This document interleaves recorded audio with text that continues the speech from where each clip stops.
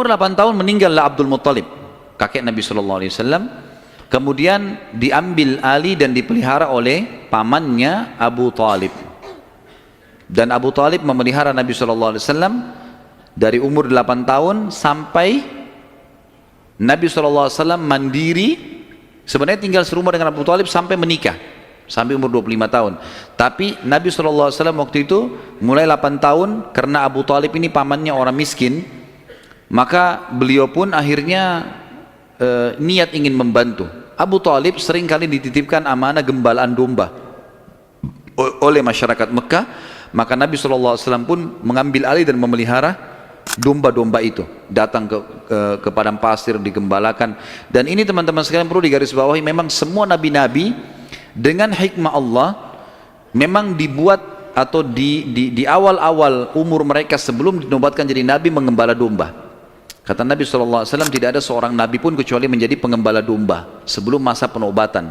Sebagian ulama tentu membahas masalah domba ini karena domba-domba ini hewan-hewan yang lembut, kalau mereka makan mereka tidak rebutan, artinya mereka mengelompok di padang pasir, dan pada saat lagi nunggu gembala, orang pengembala ini bisa bertafakur, melihat langit luas, menunggu berjam-jam. Jadi itu juga ada diantara hikmahnya.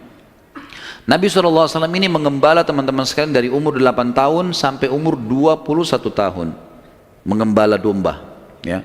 Ini umur di mana Nabi SAW pada saat itu mengembala atau menjaga gembalaan ini. Tentu di atas umur 21 tahun baginda Nabi SAW sudah mulai terjun ke bisnis, sudah mulai terjun ke bisnis, meninggalkan gembala domba, kemudian mulai berusaha. Di antara yang dilakukan oleh Nabi SAW adalah membeli beberapa produk di pasar Ukaz, pasar khasnya orang Mekah, ya. Kalau yang saya pernah kumpulkan informasi, kalau tidak salah memang lokasinya di pasar Seng dulu itu, tapi sekarang pasar Seng juga sudah dihancurin, ya. Dan teman-teman yang belum pernah ke sana belum tahu, tapi yang sudah berangkat dulu tahu. Di situ sudah terkenal pasar dari dulu, tapi sekarang sudah diratakan jadi jalanan dan bangunan.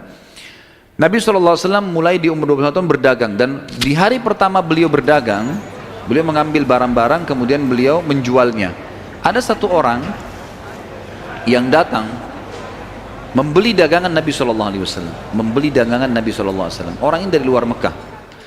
Dia datang, ini umur Nabi sudah 21 tahun, ya, sudah tinggalin gembalaan, sekarang mulai masuk bisnis. Pada saat Nabi SAW transaksi sama orang ini mengatakan, ini saya bayar cash, hai Muhammad, saya titipin barangnya, setelah tawaf saya akan ambil. Orang ini umroh, gitu kan. Tentu dengan cara umroh pada saat itu, ya, mereka sambil menyembah berhala dan seterusnya. Ini syariat Nabi Ibrahim yang masih tertinggal. Ternyata orang ini setelah selesai umroh, dia pulang ke kampungnya, dia lupa kalau dia sudah transaksi dengan seorang masyarakat Mekah bernama Muhammad SAW. Maka orang ini pulang ke kampungnya, 3 hari kemudian baru diingat sama dia. Diingat dia transaksi. Kalau tidak salah bahkan kampungnya orang ini 3 hari dari Mekah. Jadi 3 hari pergi, dia setelah 3 hari perjalanan tiba di kampungnya, 3 hari kemudian baru ingat, sudah 6 hari. 3 hari lagi kembali ke Mekah, 9 hari.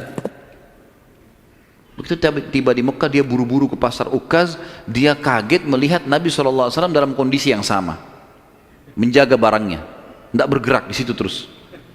Waktu itu belum ada penyumbatan jadi Nabi, ya, belum ada syariat, belum ada apa-apa. Lalu orang itu bertanya, hai Muhammad, apakah kau menunggu dari pertama saya terhadap kamu di barang ini? Dia bilang iya, karena anda mengatakan suruh tunggu. Gara-gara itu keluar julukan Muhammad Al-Amin, orang yang paling bisa terpercaya. Ternyata subhanallah, kejadian ini membuat satu Mekah tersebar, bahkan banyak di wilayah-wilayah sekitar Jazirah terkenal ada orang di Mekah yang bisa dipercaya namanya Muhammad. Akhirnya orang-orang Mekah pada datang mengamanahkan titipan-titipannya, dan semenjak itu Nabi SAW menjadi pedagang yang sangat sukses. Salah satu strategi dagang Nabi SAW adalah setiap orang titipin macam-macam, jadi sekian banyak orang menitip, termasuk yang menitip sama beliau adalah Khadijah, seorang pedagang, seorang janda kaya yang memang memiliki harta. Dan Nabi SAW punya strategi dagang. Dagangnya adalah beliau mengambil uang-uang titipan orang di Mekah, lalu ditransaksikan, beli produk Mekah. Apa saja produk Mekah? Semua pedagang pada saat itu tidak terkecuali, semuanya mereka bawa emas, mereka bawa perak ke negeri Syam, baru mereka beli barang dari negeri Syam, dibawa ke Mekah baru transaksi. Jadi cuma satu kali transaksi saja. Nabi SAW tidak.